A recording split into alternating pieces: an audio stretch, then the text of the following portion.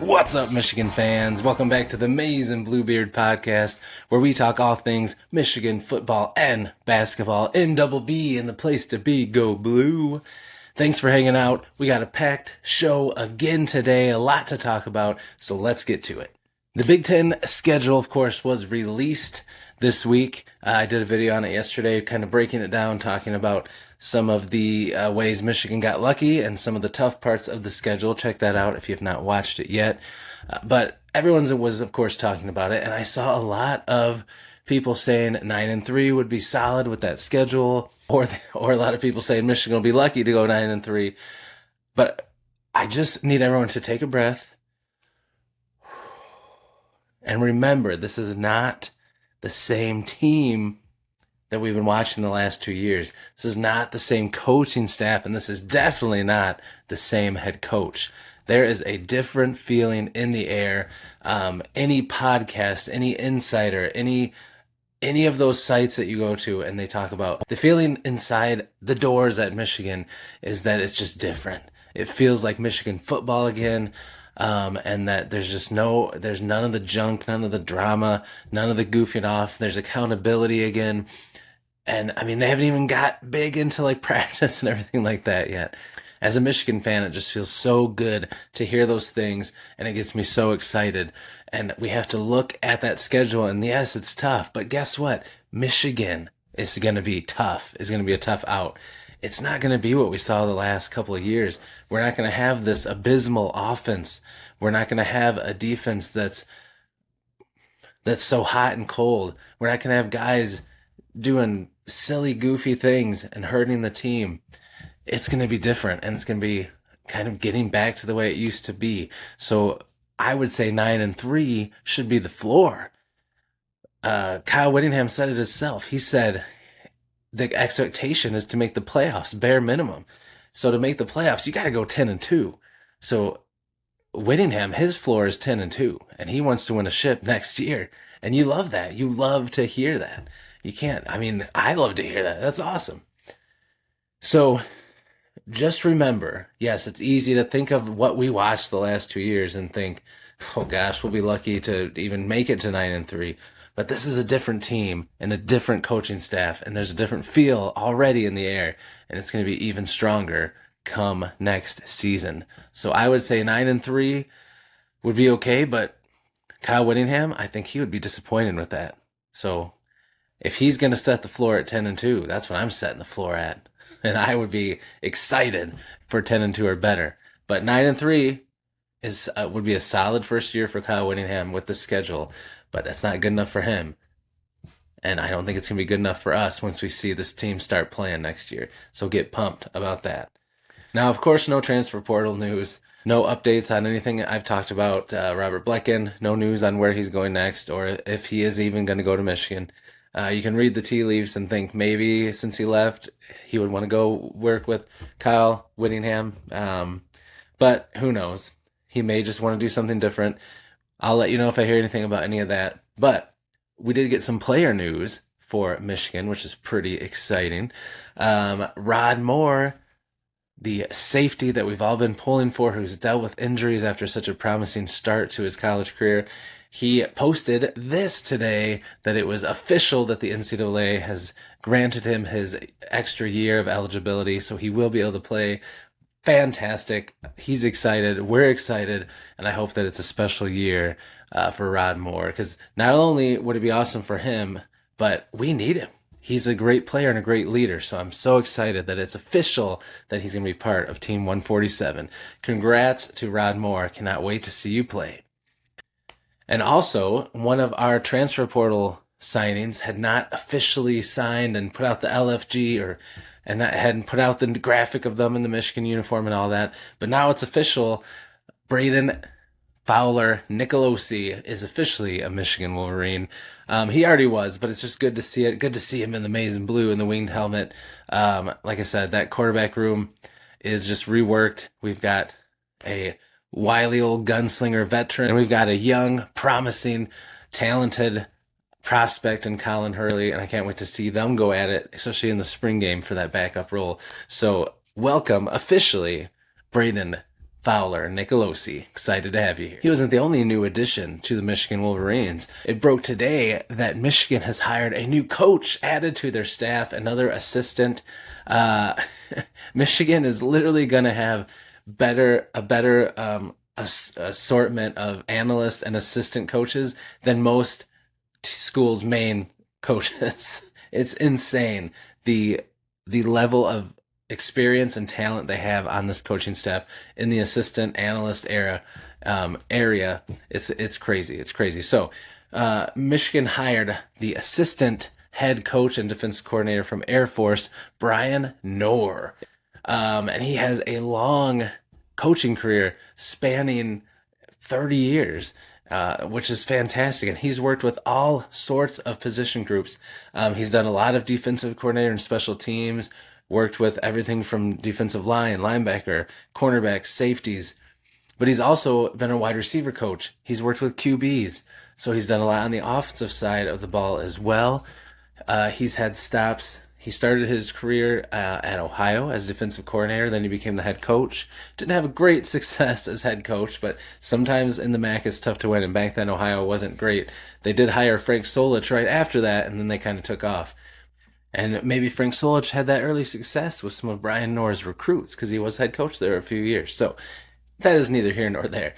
But then after that, he moved on to Wake Forest, where he was the wide receiver coach and defensive coordinator. And then he spent some time at Indiana as a defensive coordinator.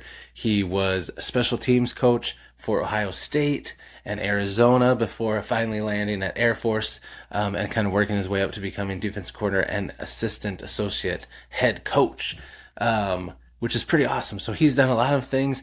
And then another extra layer that's even cooler is, so he's coming in to be an assistant in the special team room. He's going to help Kerry Coombs. He's got a lot of experience there. The special teams, I love special teams. He's going to help that room be even better. Him and Kerry Coombs together, awesome. And he has some Midwest ties, and he has some ties in areas that, maybe Michigan doesn't yet. So he's going to be a great on the recruiting he's going to be a great help with recruiting as well. But something else that I think is also cool is that in college, he played at Air Force, and he was a quarterback. So he was a college quarterback, so he can help Bryce as well. Never hurts to have another former quarterback on the coaching staff that can help talk to Bryce and say, hey, I remember when this happened or that happened. So just really smart, amazing hires.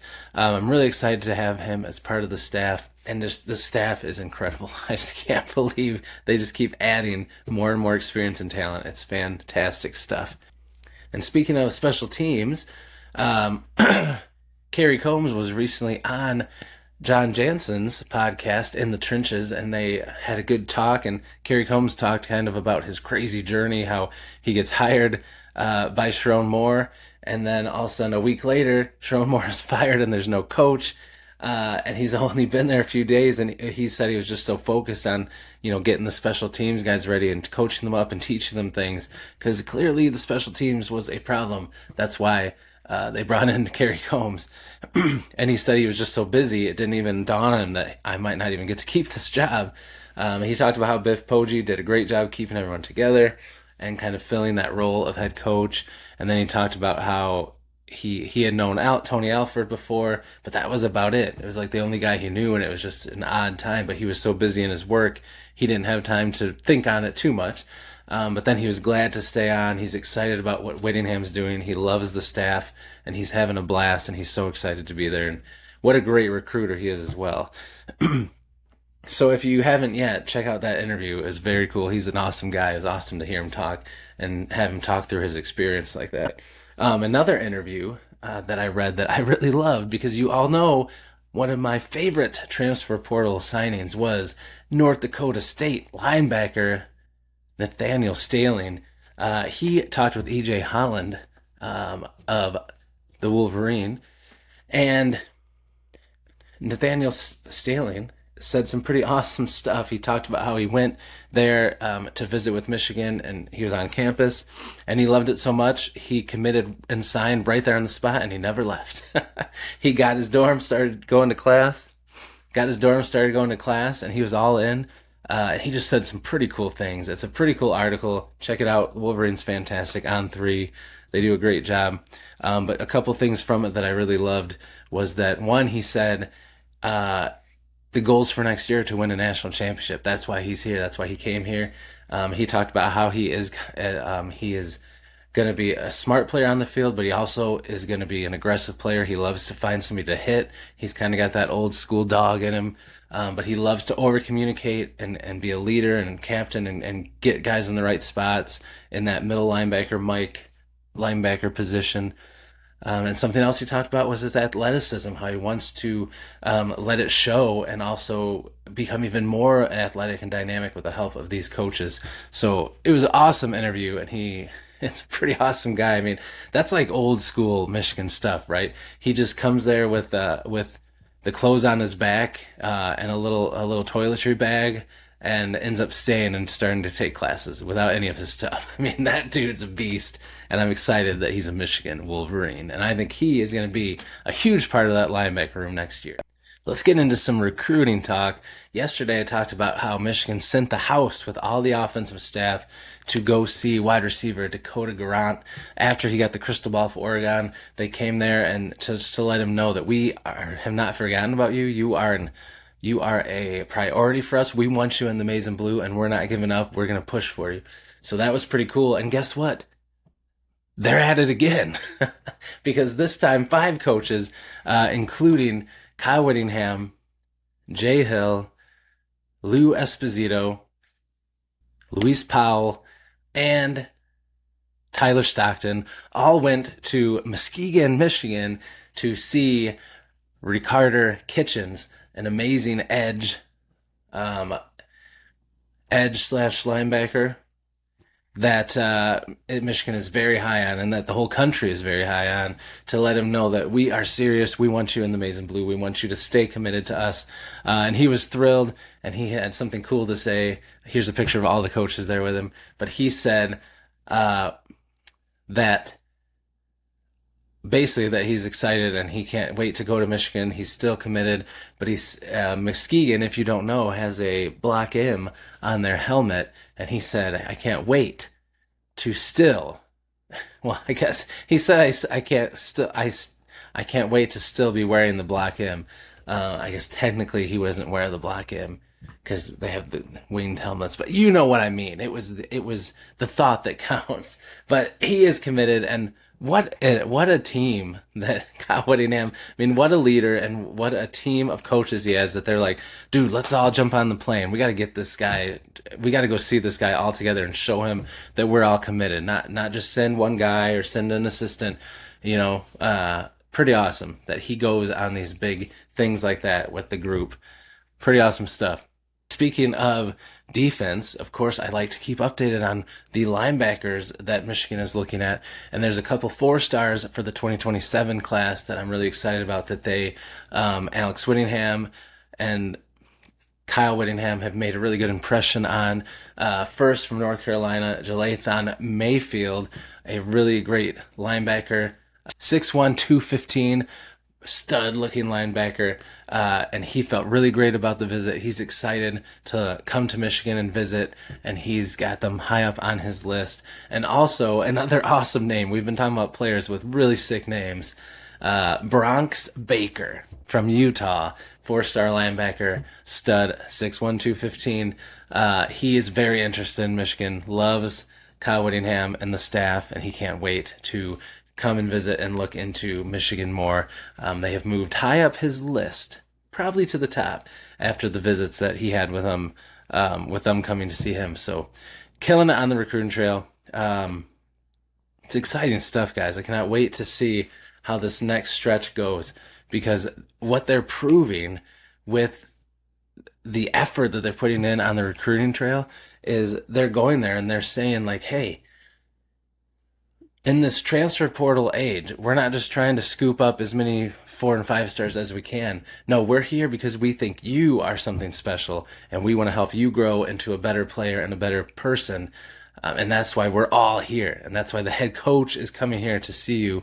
And that's just a cool vibe to put out there. And it's going to get recruits talking and make people want to come to Michigan when already, you know, you've got the tradition and the history, and you're in the Big Ten, you're, you know, the stadium, all that stuff's there. But when you have a coaching staff that's making that effort and they're coming there and just talking to you, saying, hey, you are special and we want you on this team, that makes a huge difference. So kudos to the staff. I'm going to talk about it till I'm blue in the face. Different feeling in the air, and it's going to pay off on the field. I have no doubt. Now it's time to talk about yesterday's question of the day. I ask a question of the day every day, and then the following day in my video, I reveal the results. If you have not voted on today's question of the day, make sure that as soon as this video is done, you go do that in my community tab.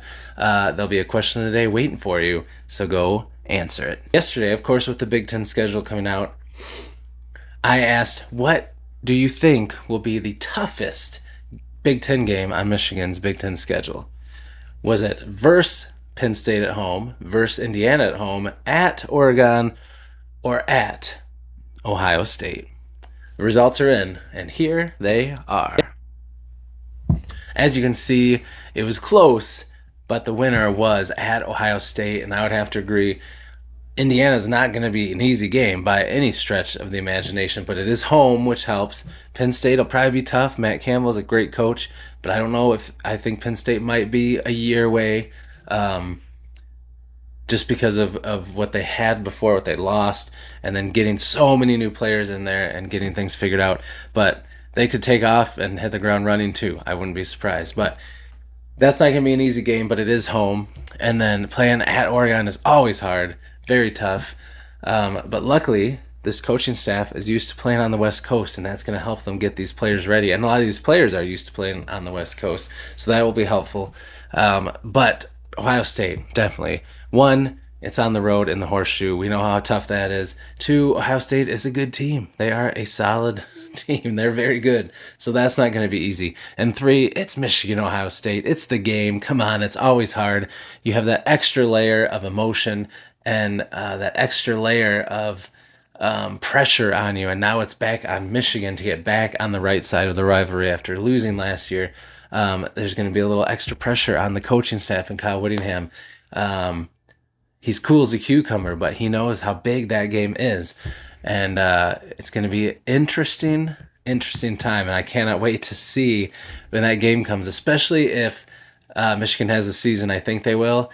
I can't wait to see what Urban Meyer says before the game when he has to pick the winner. I'm sure he'll pick Ohio State, but it'll be interesting to say what he says about his good friend, Kyle Whittingham, especially if he's having a fantastic year. So yes, I agree. That will be the toughest game on the Big Ten schedule just because of all the layers. It's just like an ogre. That's going to do it for this episode of the Maize and Bluebeard podcast. Thanks for hanging out with me and talking Michigan sports. It always makes my day that you take time out of your day to hang out with me. Again, if this is your first time here, brand new channel. We haven't even hit a month yet, and this community and this channel are growing. I'm so excited. Thank you all for the support. It's been such a blast meeting you, talking to you in the comments. I appreciate your support more than you'll ever know. If it's your first time here, please subscribe, give me a like, helps the channel grow, and it'll help you know when I have content out. And also leave me a comment down below. Let me know what you thought about the video. Let me know your thoughts on all the topics I discussed, or let me know about other things that I didn't discuss, because I love to chat with you brilliant Michigan fans down in the comments. But that's all I got, so I will see you in the next video, and until I do, as always, go blue.